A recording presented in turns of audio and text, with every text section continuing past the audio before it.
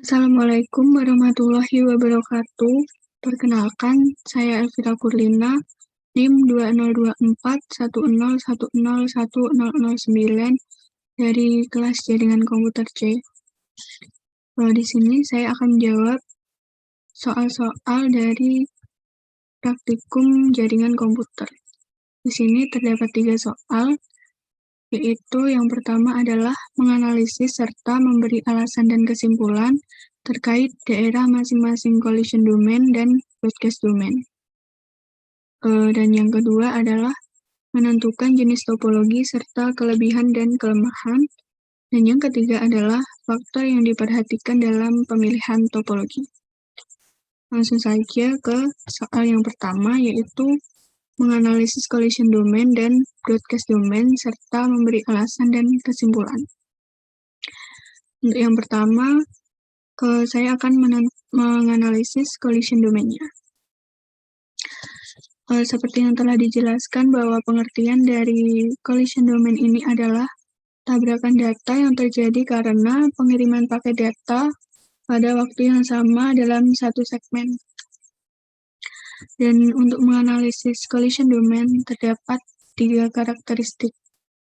Untuk karakteristik yang pertama yaitu seluruh port pada satu hub terdiri dari satu collision. Dan akan saya tandai.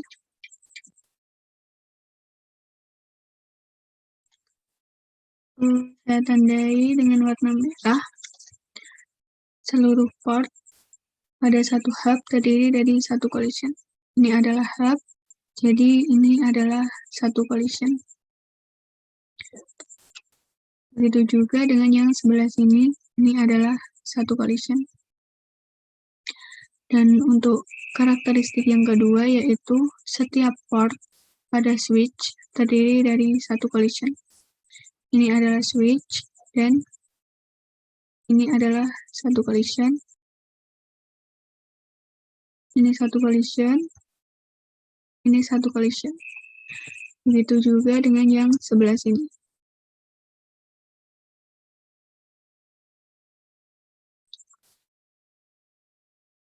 Dan untuk karakteristik yang ketiga yaitu setiap port pada router terdiri dari satu collision. Ini adalah router, dan ini juga router, dan ini adalah satu collision. Jadi dapat disimpulkan bahwa pada topologi jaringan ini terdapat 9 collision domain.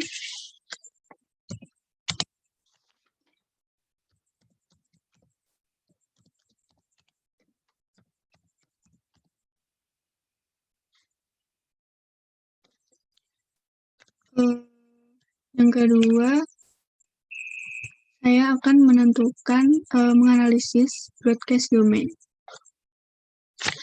Seperti yang telah dijelaskan bahwa pengertian dari broadcast domain ini adalah semua device yang bisa mengetahui sinyal dari network yang berada dalam satu segmen.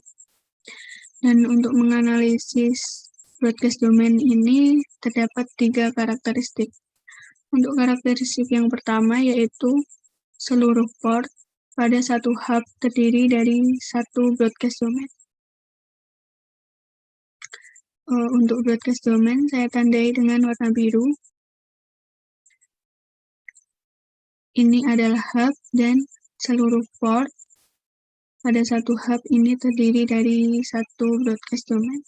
Begitu juga dengan yang sebelah sini. Dan untuk karakteristik yang kedua yaitu seluruh port pada satu switch terdiri dari satu broadcast domain. Ini adalah switch, jadi ini adalah satu broadcast domain. Begitu juga dengan yang sebelah sini.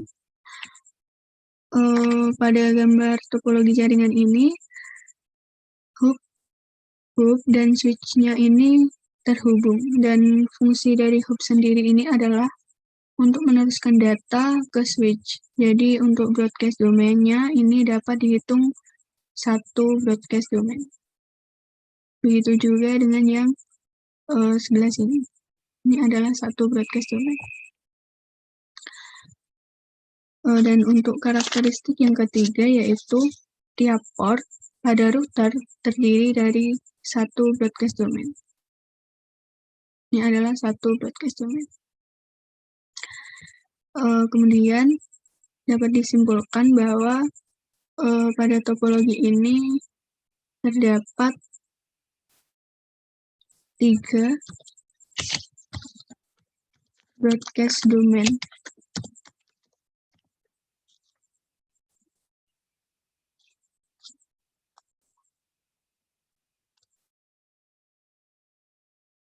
Jadi, pada topologi ini terdapat 9 collision domain dan 3 broadcast domain. Untuk selanjutnya, saya akan melanjutkan ke soal yang ketiga.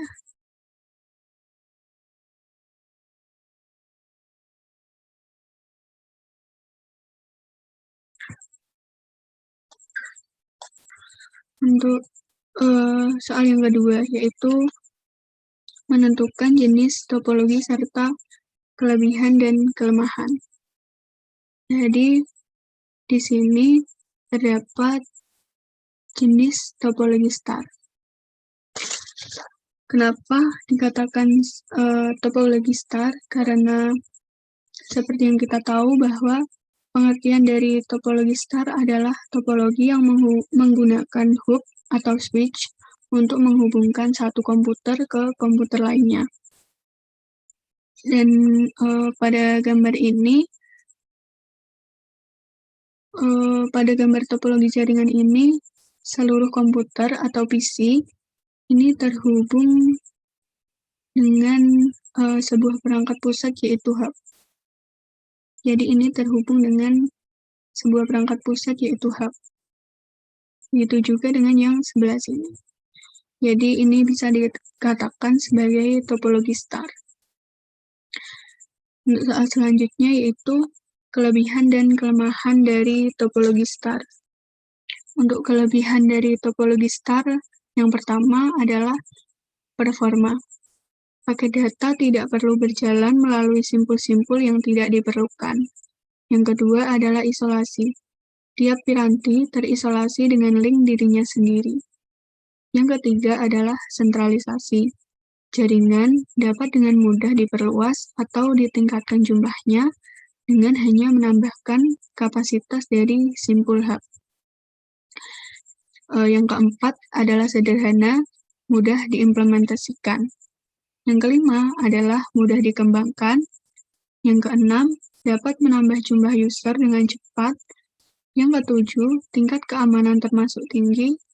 Yang kedelapan, tahan terhadap lalu lintas jaringan yang sibuk. Selanjutnya adalah kelemahan dari topologi star. Yang pertama adalah terlalu pentingnya fungsi hub, sehingga ketika terjadi masalah dengan hub, maka jaringan komputer akan mengalami down. Yang kedua adalah biaya pembuatan jaringan lebih mahal daripada bus atau ring. Yang ketiga adalah hub dan lalu lintas data yang padat dapat menyebabkan terjadinya collision. Yang keempat adalah jika menggunakan switch dan lalu lintas data padat dapat menyebabkan jaringan lambat. Dan yang keenam adalah jaringan